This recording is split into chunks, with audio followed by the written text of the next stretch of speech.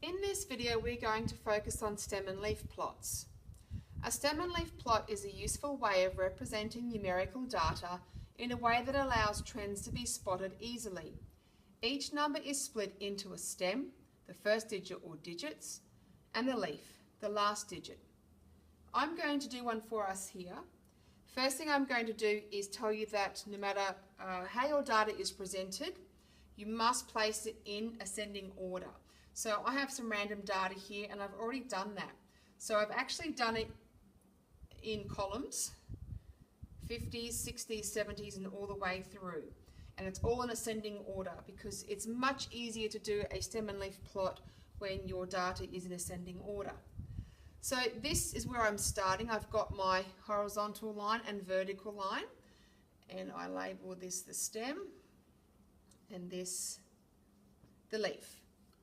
And I look at the data that I'm given, and I'm going to focus on the stem.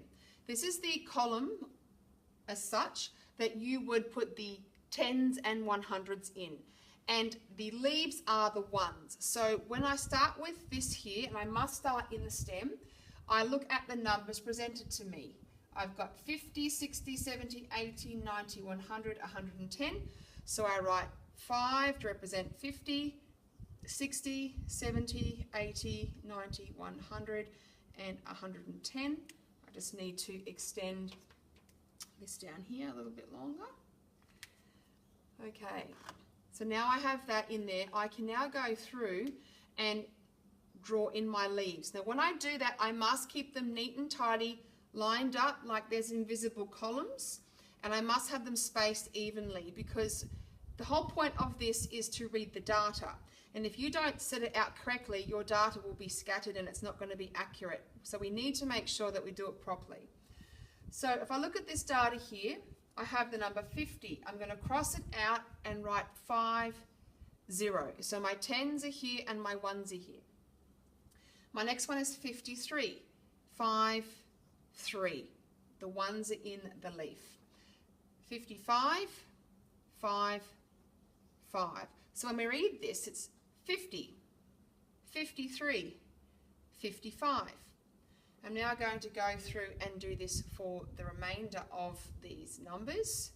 So this is 66, 69, 73, 74, 78, 79, 79. So see what I'm doing here? I'm lining these up as best as I can and in my visible columns.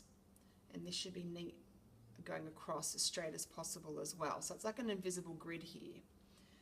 Here we go, 80s. So 80, 82, 84, 87, 87, 96, 98, 99, 99, 102.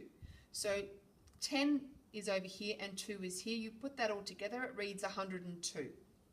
So this is the 10s and the 1s, but 102. 103, 103, 105, 106, and 107, 111, 111, 113. So now I have completed my stem and leaf plot. At the very, very bottom, I have to do a key, and the key helps me read this. So I write key, and I'm going to pick any number combination in here. So if I decide that I'm going to pick 82, so there's my 82 number, I go 8, the line that separates them, 2 equals 82. So I repeat that. I pick any number in here, 1 on the stem, 1 on the leaf. I've picked 82, so I go key, 8, line to separate them, 2 equals, and show what it reads at 82. So also, for this kind of question, you would get some information and a topic around it. You would put a title up here, because any graphical display needs a title. You must have your headings, the stem and the leaf. you must have your stem complete. Okay, so starting with the lowest number and going to the highest number. Over here, you must have your ones, which are your leaves, and everything must be lined up on an invisible grid so the data can be read. And from the inside of the leaves going out, it's in ascending order. So smallest to biggest, which is why we did it over here in the data in the first place. And finally at the bottom, you must have a key.